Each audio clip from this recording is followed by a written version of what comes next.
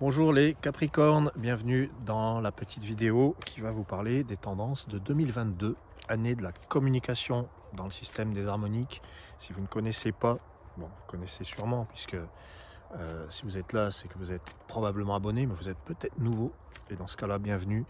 Les Capricornes, donc je vous invite à visiter le site des harmoniques. Vous trouverez des études personnalisées, des thèmes de naissance, des thèmes de couple, des thèmes de l'année, avec un peu d'astrologie, avec surtout le système des harmoniques qui est novateur.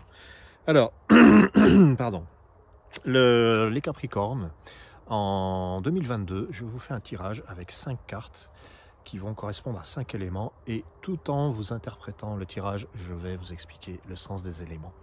La première carte, c'est l'élément blanc. L'élément blanc parle des potentiels et aussi il donne un petit peu la tonalité du tirage.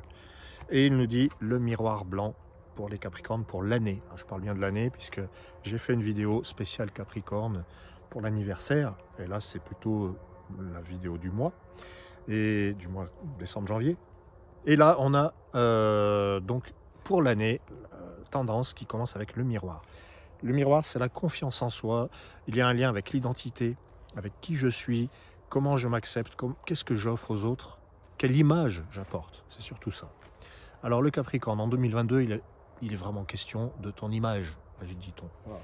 Le Capricorne, 2022, miroir blanc.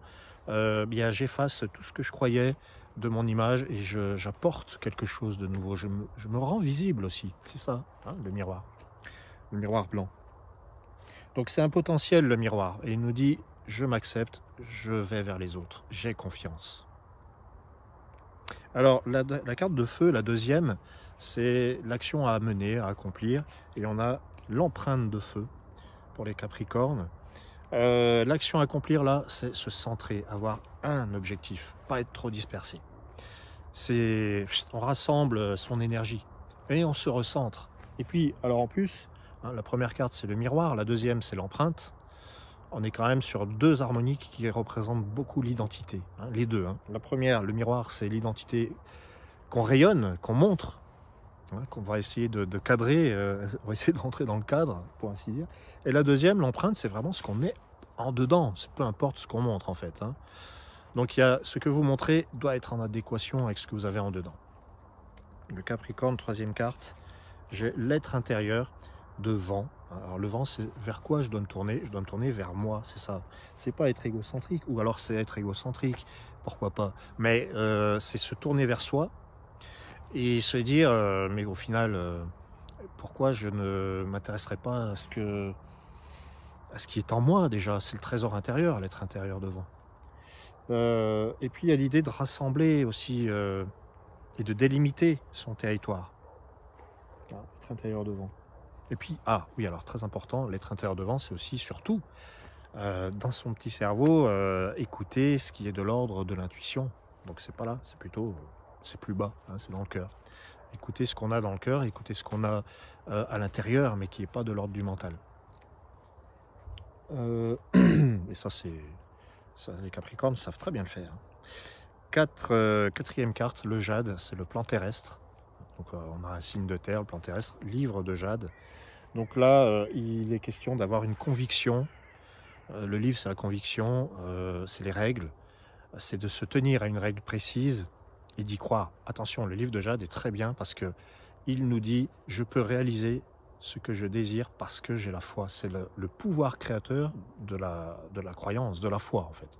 Plutôt la foi, F-O-I-E, la foi. Donc livre de jade, c'est je crois tellement fort en quelque chose que je le réalise et que ça se passe. Voilà, ça c'est le bon côté. Le mauvais côté, c'est quand je suis trop rigide, c'est la rigidité des croyances et je m'enferme dans des trucs et dans des règles.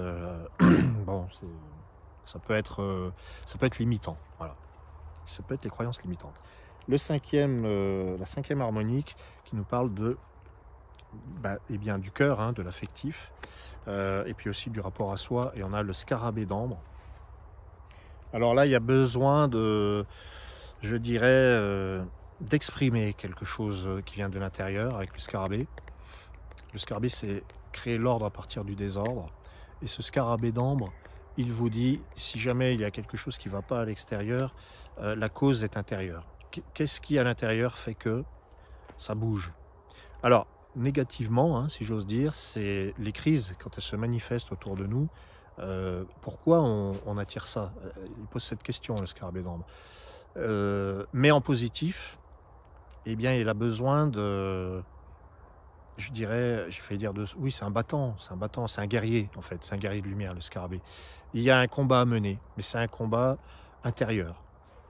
Et si je veux être vraiment positif pour 2022, là, quand je vois le scarabée d'ambre, quand je vois tout ça, toutes ces cartes, je vois le Capricorne se découvre lui-même, et il prend conscience de sa force et de sa combativité en fait.